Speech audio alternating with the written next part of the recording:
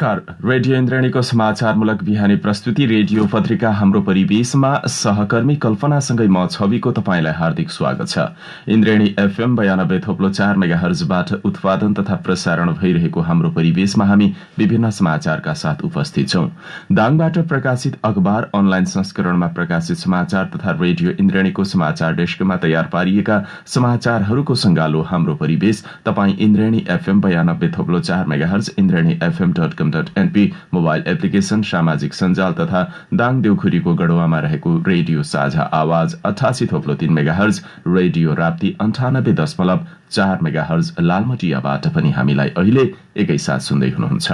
हाम्रो परिवेश सुरु गरौं आजका प्रमुख खबर शीर्षकहरूबाट। कोरोनाको कारण अहिले समाजमा थुप्रै खाले मानसिक समस्या देखा परेको एक कार्यक्रमका वक्ताहरूको भनाई। घोराईमा एक घर एक आइसोलेसनको अवधारणा। घोराईमा रहेका बजारको अनुगमन हिजोबाट सुरु, अधिकांश पसलमा मूल्य सूची नै भेटिएन। अब नियमित अनुगमन हुने, डलर देखाएर ठगी गरेको अभियोगमा दाङमा 3 जना प्रहरी नियन्त्रणमा। गढुवामा कोभिड-19 तथा बाढ़ी, कटान र डुबानको विपद पूर्व तयारीमा बालबालिकालाई सचेतना प्रदान। मुलुकभरका सबै स्थानीय तहमा अस्पताल भवनको शिलान्यास आगामी मंसिर 15 गते एकैसाथ गर्ने तयारी।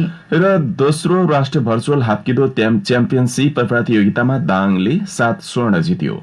आज हामीलाई दाङबाट प्रकाशित हुने दैनिक पत्रिका, गोरक्ष, गणतन्त्र, राप्ती पोस्ट दैनिक पत्रिका, यसै गरी गोरक्ष दैनिक पत्रिका प्राप्त छ। पत्र पत्रिकाले छापेका समाचार र समाचार शीर्षकतर्फ लागौं।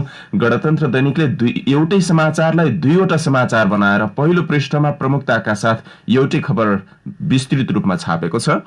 यसै गरी अन्य शीर्षकका समाचार छ भने आजको अंकमा अन्य समाचार प्रकाशित गरेको छैन। गोरक्ष दैनिकले रूपाका दलानमा दाल, पत्रकार सुनारमाथि भएको घटनाको भर्सना, प्रतिष्ठानमा स्ल्यास सिटी स्क्यान, एक घर एक क्वारेन्टाइन शीर्षकको समाचार गोरक्ष दैनिकले आजको अंकमा प्रकाशित गर्दा, राप्ती पोस्ट दैनिकले पूर्वाधार कार्यालयद्वारा कामलाई प्राथमिकता, तुलसीपुरको प्रशासकीय भवनको शिलान्यास शीर्षकको समाचार आजको अंकमा प्रकाशित गरेको छ।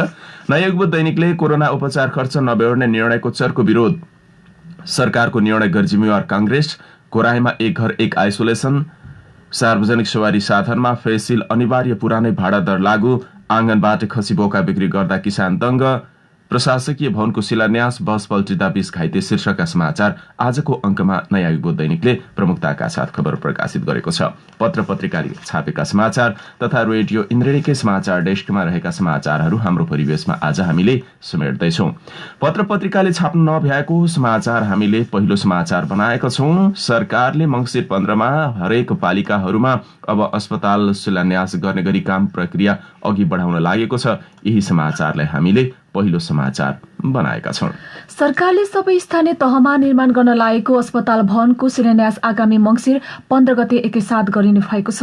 गुणस्तरीय आधारभूत स्वास्थ्य सेवामा सबै नागरिकको पहुँच सुनिश्चित गर्न सबै स्थानीय तहमा 5 देखि 15 सयसम्मको आधारभूत अस्पताल स्थापना गर्ने नीति अनुरूप अर्थ मन्त्रालय र स्वास्थ्य तथा जनसंख्या मन्त्रालय बीच एकैपटक भवन शिलान्यास गर्ने सहमति भएको हो।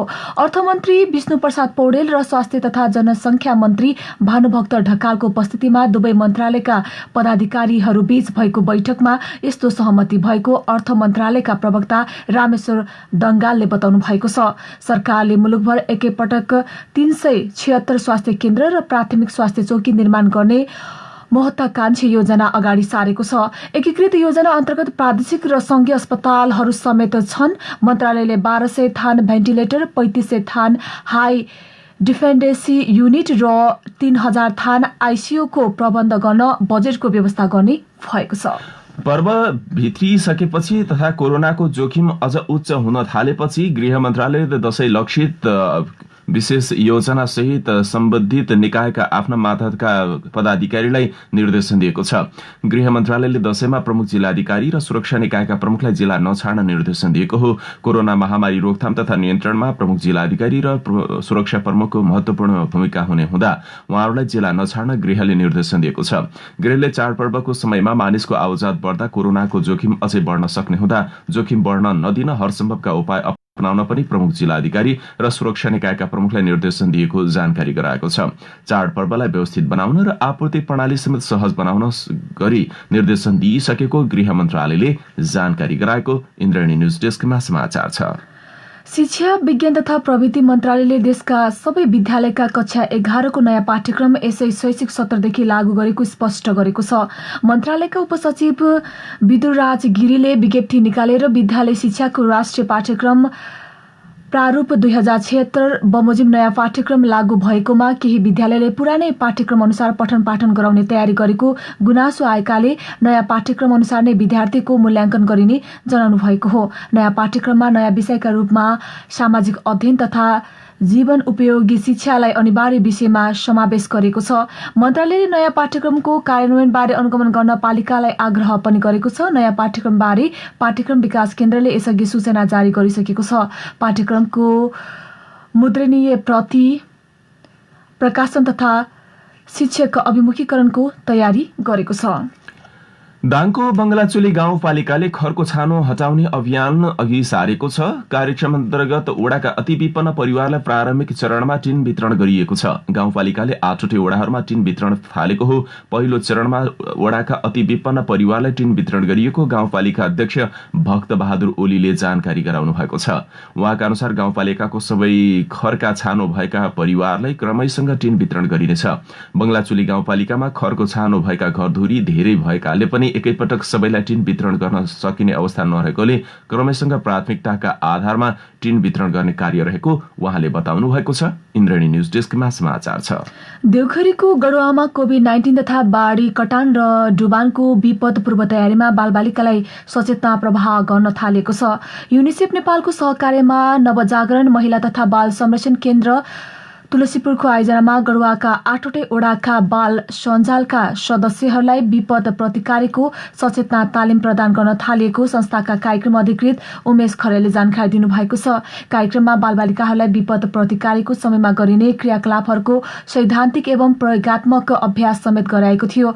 यसैबीच युनिसेफ नेपालको साझेदार संस्था न्यू सीपीसीका संस्थापक अध्यक्ष तथा सल्लाहकार दाङ जिल्लामै बाल अधिकार र बालबालिकाको अवस्थाका बारेमा गहिरो अध्ययन गर्नुभएका तुलसीपुर उपमहानगरपालिकाका विपद व्यवस्थापन समितिका संयोजक नवराज लामिछानेले बालबालिका विकास पूर्वाधारका खम्बा भएको भन्दै विपद प्रतिकारमा बालबालिकाहरूको महत्वपूर्ण योगदान रहेको बताउनु भएको छ। घोराहीमा बजार अनुगमन प्रक्रिया शुरू भएको छ। अधिकांश पसलमा रहने मूल्य सूची, कानूनी प्रक्रिया, कागजात लगायतका प्रक्रिया, खाद्य अखाद्य वस्तुहरूको स्तर लगायतका विषयमा अनुगमन नियमित हुनुपर्ने भए पनि कोरोना महामारी र लकडाउनका कारण नियमित रूपमा हुन नसकेको बजार अनुगमन अब क्रमैसँग हुने बताइएको छ। उपभोक्ता हित संरक्षण समिति संयोजक तथा घोराही उपमहानगरपालिकाकी उपप्रमुख सीता सिग्देल न्यौपानेका अनुसार प्रमुख जिल्लाधिकारी, मातहतका निकाय, प्रहरी लगायत सम्बद्ध निकायका सबैको संयुक्त बैठक पश्चात निकालिएको निष्कर्षमा दाङका 10वटै पालिकाभित्र रहेका बजार, उद्योग, कल कारखाना, प्रतिष्ठानहरूमा हुने खरिद बिक्री लगायत उपभोगसँग सम्बन्धित सबै वस्तुहरूको स्थलगत अनुगमन अब क्रमैसँग हुने भएको छ। घोराईमा पनि हिजोबाट अनुगमन शुरू भएको छ। उपभोक्ता हित अनुगमन समिति संयोजक अमर राज शर्माको नेतृत्वमा खाद्य प्रविधि कार्यालय तुलसीपुर, जिल्ला प्रशासन कार्यालय, उद्योग वाणिज्य संघ, चेम्बर अफ कमर्स, पत्रकार, प्रहरी कार्यालय लगायतको संयुक्त टोलीले हिजो घोराई बजारमा अनुगमन गरेको छ। अनुगमनका क्रममा 7वटा किराना पसलको अनुगमन गरेको उपभोक्ता हित अनुगमन समिति संयोजक शर्माले बताउनुभयो। अनुगमन गर्दा अधिकांश पसलमा मूल्य सूची नटाँसिएको, दर्ता नवीकरण लगायत अरू प्रक्रिया पनि अधिकांश पसलले नगरेको भेटिएको उहाँले बताउनुभयो। प्रारम्भिक चरणमा सचेत गराउने लगायत उपरान्त त्यस्ता खालमा विशेष ध्यान दिन पनि आग्रह गरिएको उहाँले बताउनु भएको छ। अनुगमनको पाटो जसरी फितलो बन्छ, उपभोक्ताहरूको उपभोग गर्ने अधिकार र उनीहरूले पाउन सक्ने गुणस्तरीय वस्तुमा त्यतिकै चुनौती थपिँदै जान्छ। यसै सन्दर्भमा हामीले घोराही उपमहानगरपालिकाकी उपप्रमुख तथा उपभोक्ता हित संरक्षण समिति संयोजक सीता सिग्देल न्यौपानेसँग भेट गरी अहिलेको अवस्थामा प्रारम्भिक रूपमा जसरी लामो समयसम्म अनुगमन हुन सकेन, यसले त बजारमा कस्तो खालको वस्तु छ, उपभोक्ताले कस्तो खालको वस्तु उपभोग गरिरहेको छ, यो त अन्यलता रहने भयो। नियमित अनुगमन किन हुन नसकेको भनेर सोधेका छौं। खास त्यस्तो अवस्था होइन। घोराई उपमहानगरपालिकाले यसभन्दा अगाडि निरन्तर गरिरहेको थियो। महिनामा 1 हप्ता जति हामी अनुगमन गर्नुपर्छ भने हामी एउटा कार्यक्रमै बनाएका थियौँ। तर बीचमा लकडाउनको कारणले व्यवसाय नै बन्द भएको बेलामा यो गुनासो आएको ठाउँमा मात्रै हामी पुग्ने, कहीँ त्यस्तो यही लकडाउनको अवसर पारेर विभिन्न ठाउँमा मूल्य वृद्धि गर्ने र अखाद्य बेच्ने स्थिति भएको बेला हामी त्यसरी गएको थियौँ फाटाफुट्टा। अहिले अब योभन्दा अगाडि नै अस्ति मात्रै खाद्य गुणस्तर कार्यालय तुलसीपुरको प्रमुख सरलाई बोलाएर अनि यहाँ जिल्ला प्रशासन, जिल्ला प्रहरी अनि पत्रकार अनि उद्योग वाणिज्य सङ्घ, च्याम्बर अनि स्थानीय घोराई उपमहानगरपालिकामा जुन वडाको मा गयो त्यहाँको जनप्रतिनिधि त्यस्तो गरेर हामी अस्ति मात्रै एउटा सम्पूर्ण ठाउँमा जानुपर्छ भनेर एउटा कार्यक्रमै बनाइएको थियो। 1 दिन गर्यो, अर्को दिन 2 दिन गर्यो। अनुगमन त सबै क्षेत्रबाट हुन्छ, जस्तै प्रशासनबाट हुन्छ, घरेलुबाट हुन्छ, उपमहानगरपालिका सबै पालिकाबाट हुन्छ। त्यो गर्दाखेरि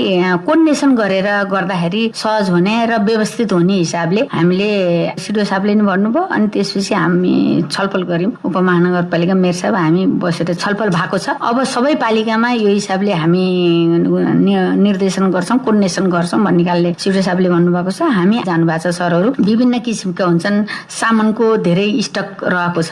त्यो स्टक रहेको कसैले अब यही बेला बेचेर आफूलाई नाफा कमाउने खालको भावनाभित्र मनसाय पनि हुन सक्छ, त्यस्तालाई ध्यान दिनुपर्छ। अब हामी खाद्य गुणस्तर छ कि छैन अनि यसमा के कस्तो छ भन्ने कुरो उहाँहरूले बुझ्न जरुरी छ, नागरिकले बुझ्न जरुरी छ। नि हामीले पनि यस्ता कुराहरू हामी गरेका छौँ। यो चाडबाडको मात्रै पनि नभएर योभन्दा अगाडि हामी निरन्तर महिनामा यसरी गर्ने भन्ने थियो। विभिन्न यो लकडाउन कारण अनि कोभिडको कारणले गर्दा नि अलिकति बीचमा समस्या भएको म महसुस गर्छु। उपभोक्ताको अधिकारको हिसाबले खाद्य वस्तु या उपभोग्य वस्तुहरूमा खरिदकर्ता र बिक्रीकर्ता बीचको बारम्बारको एउटा समस्या के देखिन्छ भने गुणस्तर छ कि छैन भन्ने। यो गुणस्तर कायम गर्ने विषयमा किन गम्भीर बन्न नसकेको जस्तो लाग्छ अब यो अनुगमनको पाटो हेर्दाखेरि? एकदम यो खाद्य गुणस्तर कार्यालय तुलसीपुरको प्रमुखलाई बोलाएका थियौँ। उहाँ सरले के भने हामीलाई यिनी खास खाद्य जाँच्ने यन्त्र के हो त, यसको लागि एउटा व्यवस्थित जस्तै दाङ जिल्लामा छैन, हामी नेपालगञ्ज पुर्याउन पर्छ। यसको लागि सिडिओ साहबसँग कुरा भएको छ। यस्तो यन्त्रहरू केही नभएर जस्तै अब हामी तरकारीहरू बेच्छ, कति त्यसमा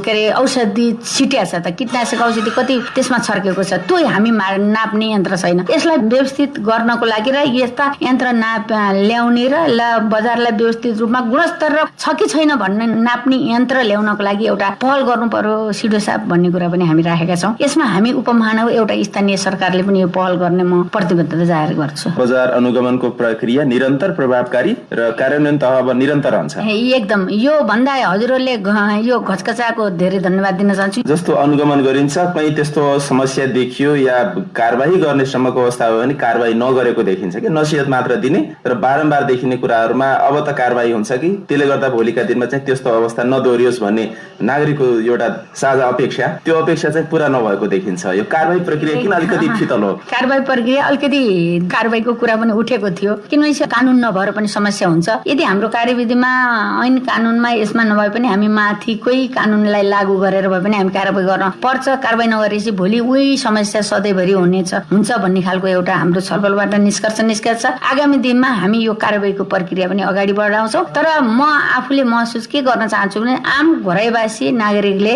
व्यवसायी दाजुभाइ दिदीबहिनीहरूले त्यो एकदम कारबाही प्रक्रियामा उहाँहरू गर्ने गरेर जानुहुन्छ, उहाँ आफै सचेत हुनुहुन्छ। त्यो नगर्ने हिसाबले उहाँहरूले व्यवसाय गर्नुहुनेछ भन्ने म आशा र विश्वास पनि गरेको छु। उहाँ हुनुहुन्थ्यो घोराई उपमहानगरपालिकाकी उपप्रमुख तथा उपभोक्ता हित संरक्षण समिति संयोजक सीता सिग्देल न्यौपाने। अब नियमित रूपमा हुने अनुगमन सँगसँगै गुणस्तर कायम राख्ने र त्यो अवस्थामा कोही कसैबाट नियम विपरीत भएका कुनै पनि काम, वस्तु वा सेवा बिक्री वितरण वा विनिमय भएको भेटिए कानून अनुसार कारबाही हुने समेत जानकारी गराउनु भएको छ। अब अन्य समाचार। कोरोना महामारी नियन्त्रणका लागि घोराई उपमहानगरपालिकाले एक घर एक आइसोलेसनको अवधारणा ल्याएको छ।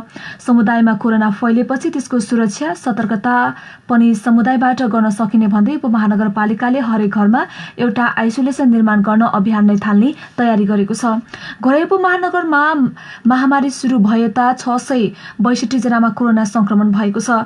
तीमध्ये 220 जना सक्रिय संक्रमित रहनु भएको छ भने 4 जनाले ज्यान गुमाइसक्नु भएको छ। सक्रिय संक्रमित मध्ये अधिकांश घरमै बसेर स्वास्थ्य लाभको प्रतीक्षामा रहनु भएको छ। तर चाडबाडको समय बजार कार्यालय पनि सबै खुला भएकाले संक्रमितको यो संख्या आउने दिनमा सोचेभन्दा धेरै हुने उपमहानगरले आंकलन गरेको छ। त्यसैले संक्रमणको भयावह स्थिति आउन नदिन सम्भावित संक्रमित र संक्रमितहरूलाई घरघरमै आइसोलेट गर्ने तयारी उपमहानगरको रहेको छ। घोराईमा 35,419 घरधुरी रहेका छन्।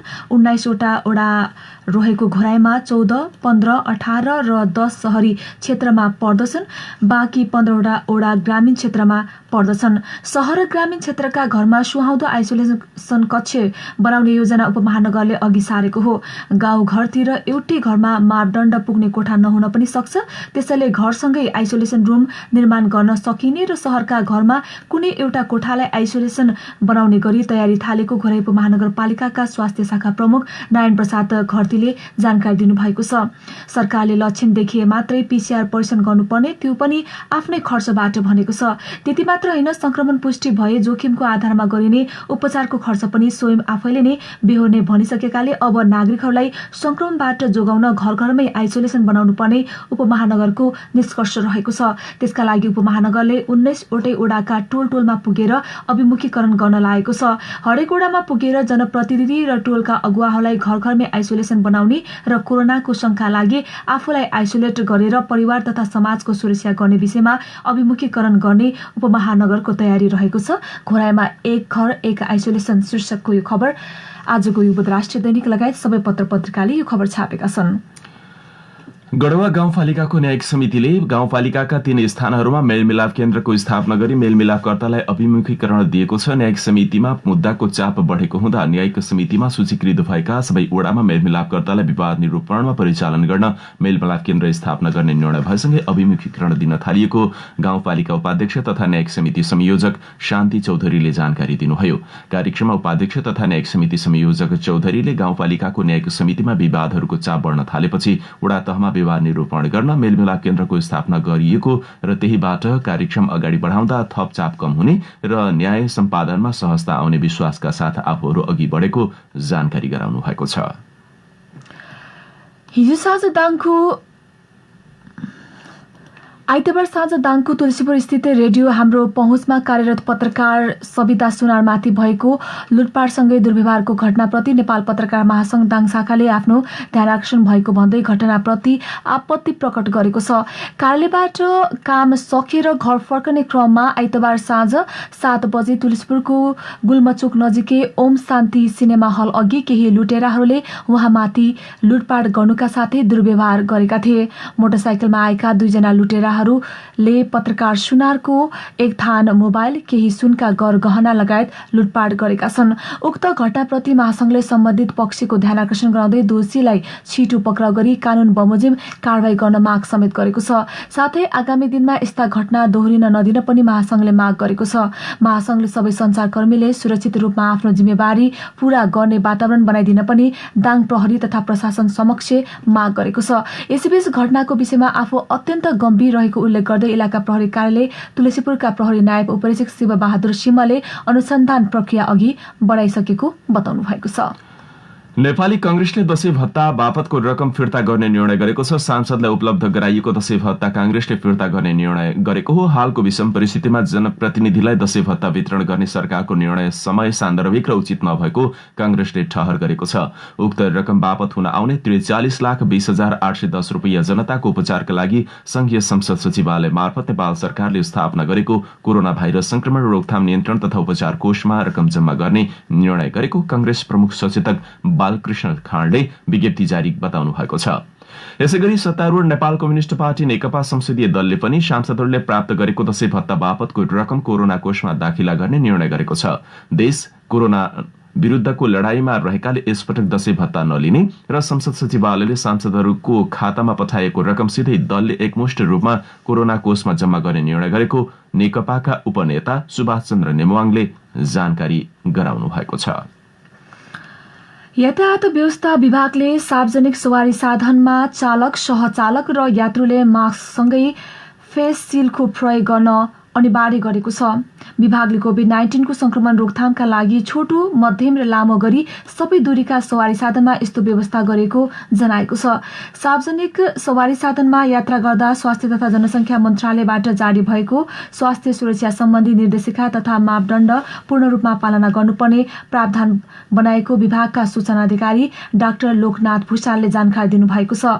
विभागले सवारी साधनमा साविक भाडा दर कायम गरेको बताउनु भएको छ। मन्त्री परिषदको असोज 26 गतेको निर्णय अनुसार सीट क्षमता अनुसार यात्रु राख्न पाउने व्यवस्थाका कारण सवारी साधनले बढी भाडा लिन नपाउने भएका छन्। सरकारले भदौ 29 गतेको निर्णयबाट सीट क्षमता भन्दा आधा यात्रु राख्नुपर्ने र तोकिएको भन्दा 50% बढी भाडा लिन पाउने व्यवस्था गरेको भए पनि अब सो व्यवस्था हटाएको सूचना अधिकारी भुषालले जानकारी दिनुभएको छ। सार्वजनिक सवारी साधनमा पुरै क्षमता यात्रु राखे पनि थप भाडा लिने गरेको जनगुनासो आएपछि सरकारले भाडा दर पुरानै कायम गरेको हो। सरकारले यसअघि नै चालक सहचालकको सवारी साधनमा मास्क पञ्जाको प्रयोग अनिवार्य रूपमा गर्ने व्यवस्था गरेको थियो। सरकारले सवारी साधनको ढोकामा र भित्र सेनिटाइजर राख्नुपर्ने व्यवस्था गरेको छ।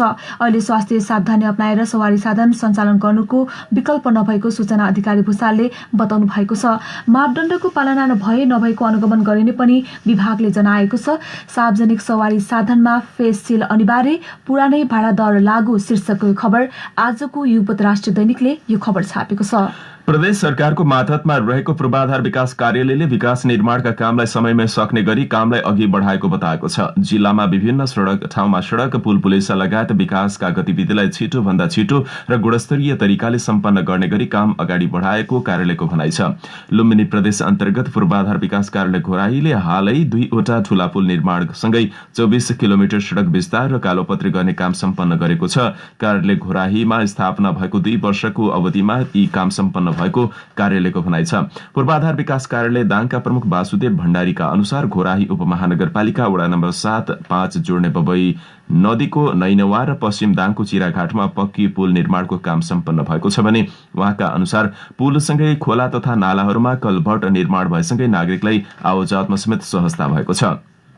पुल निर्माण तथा सड़क कालोपत्रेसँगै सड़कले 2 वर्षमा 30 किलोमिटर सड़क ग्राभल तथा सड़क नपुगेका स्थानमा करिब 18 किलोमिटर सड़क विस्तार समेत गरेको बताएको छ।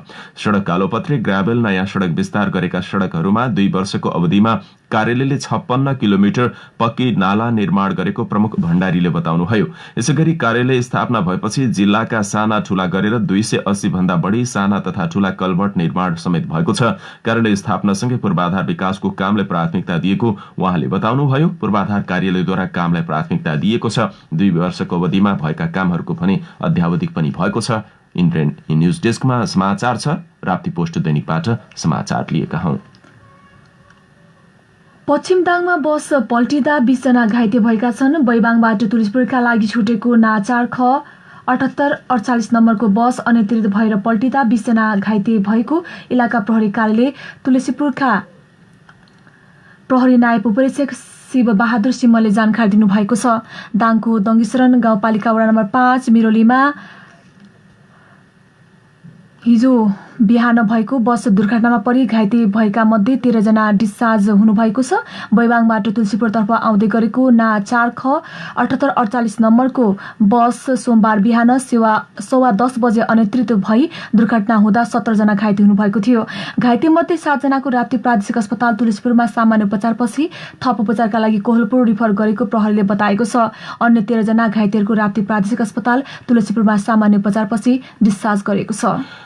दाङमा हिजो 62 जनामा कोरोना संक्रमण पुष्टि भएको बताइएको छ। यद्यपि कुन पालिकामा कति हुन् भन्ने यसको भने अझै विवरण प्राप्त भइसकेको छैन। स्वास्थ्य कार्यालय दाङले दिएको जानकारी अनुसार 62 संक्रमित भएका मध्ये बबई गाउँपालिकामा 15, घोराही उपमहानगरपालिकामा 18 र तुलसीपुर उपमहानगरपालिकामा 10 जनामा कोरोना संक्रमण पुष्टि भए पनि अन्य बाँकी भने कहाँका हुन् भन्ने अझै यकिन भइ नसकेको बताएको छ।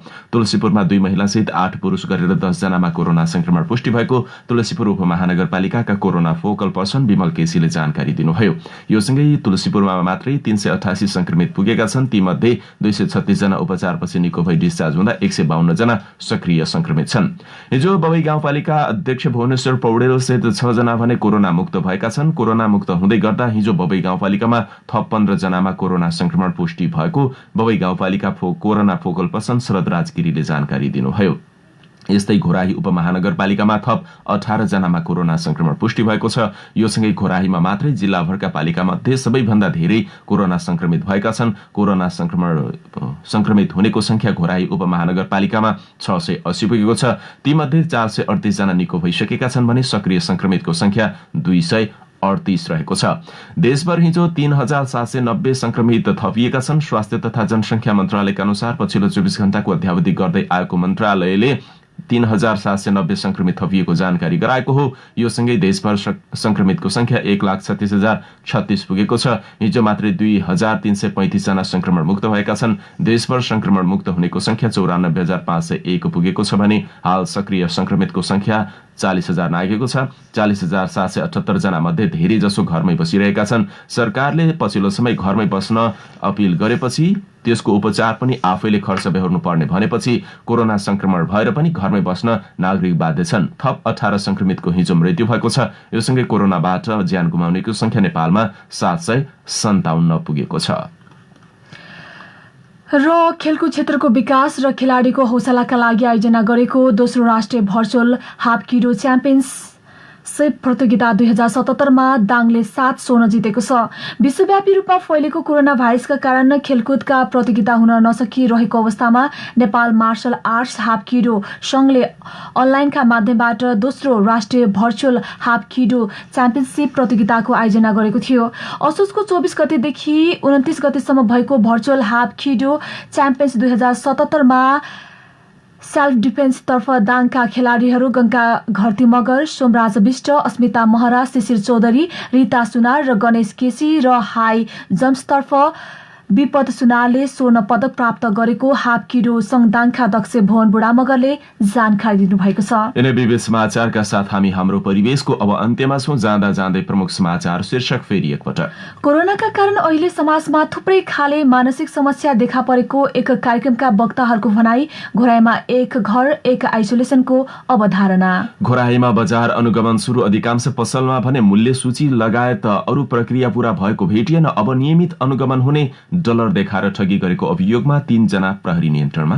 गढुवामा कोभिड-19 तथा बाढी कटान र डुबानको विपद पूर्व तयारीमा बालबालिकालाई सचेतना प्रदान। मुलुकभरका सबै स्थानीय तहमा अस्पताल भवनको शिलान्यास आगामी मङ्सिर 15 गते एकैसाथ गर्ने तयारी। र दोस्रो राष्ट्रिय भर्चुअल हाफ किडो च्याम्पियनसिप प्रतियोगितामा दाङले 7 स्वर्ण जित्यो।